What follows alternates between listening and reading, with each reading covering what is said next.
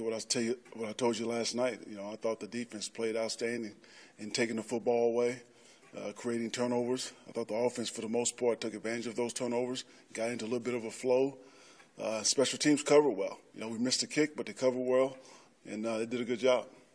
When you said you guys moved on, did you not do your normal, typical video evaluation because you guys are in a short week? Absolutely. We don't have time.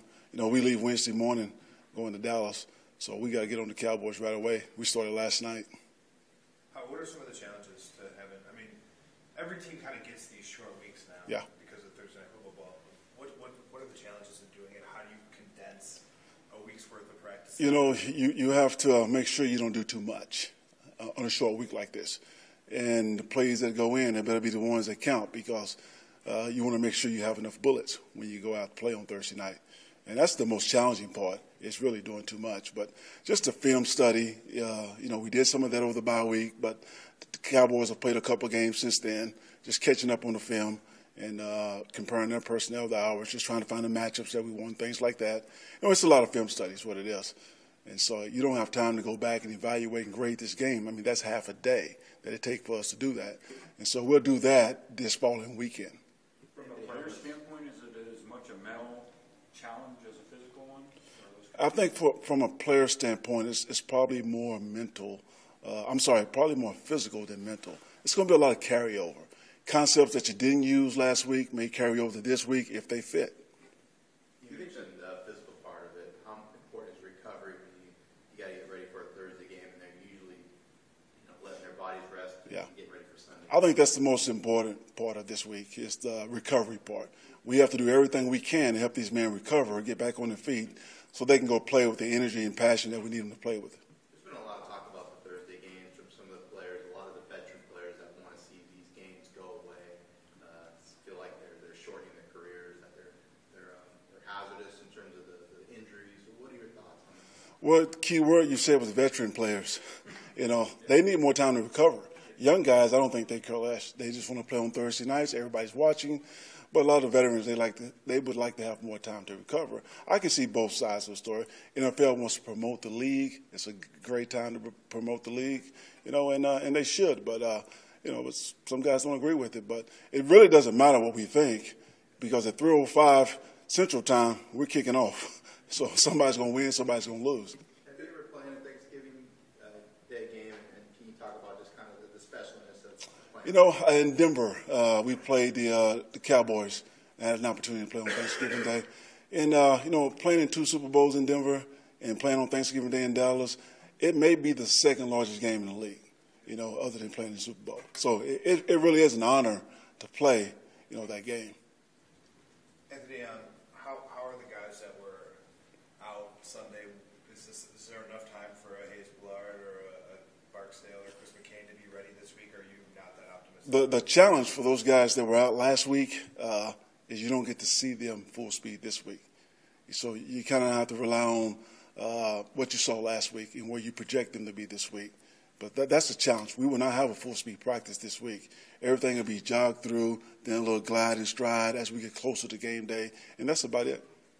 How do you assess Joe in particular when you can't see him at practice? Like I said, I saw him a little bit last week. He didn't do much, but I'm expecting him to. If we need to use him this week, he may be available. He may not. I don't know yet, but we'll see. I felt good about what I saw last week, though. Was the decision with McCain to not play yesterday almost made more with this coming game? You can say that, absolutely. There was no reason for him to play yesterday and play through an injury that he could sit and heal and then maybe play this week. How'd you guys come out of yesterday? I know Phylon got nicked up. Benjamin? Nothing serious. Nothing serious. Russell had a knee. Phylon had a lower back. He went back into the game. Travis, ribs, but he's okay. I believe he's going to be okay, but nothing real serious. So all those guys are expected to play on Thursday? We'll see. We'll see how the treatment goes, and we'll see how they bounce back. There was a point in the game, Anthony, where you and Philip were having an animated conversation that got caught on camera. You hear if that's what was being said? Not really, to be honest with you. in games, you know, Phillip has a lot of fire, plays with a lot of emotions. I like that. I think those emotions is what make him the player that he is today. But, you know, sometimes we have different opinions on things. And we talk it out. We yell it out, you know, whatever it takes. But at the end of the day, we're on the same page. Is that uncommon for those conversations, those animated conversations to happen during the intensity of the game? No, I don't think that's uncommon at all, especially when you know one another and you trust one another. You know, you can have some healthy conflict, and no one takes it personal. And you and Rivers get along fine, right? Oh, absolutely. Absolutely. What did you think of when after Travis went down, Mike was able to play more and he got a little bigger target load last week on Sunday? What did you think of his kind of progression and how did he handle kind of a little more expanded? I think he showed, you know, why he was number 7th pick in the draft. He did some physical things really well, you know, and he's getting better and better every single week. And, you know, if he continues to do that, he will get more targets. You like what we saw from him in that expanded role? I think he played 40-some snaps. Yes, yeah, in the run game, as far as there's a couple of routes he was short on, but the way he got off the line of scrimmage and his physicality, it was impressive at times.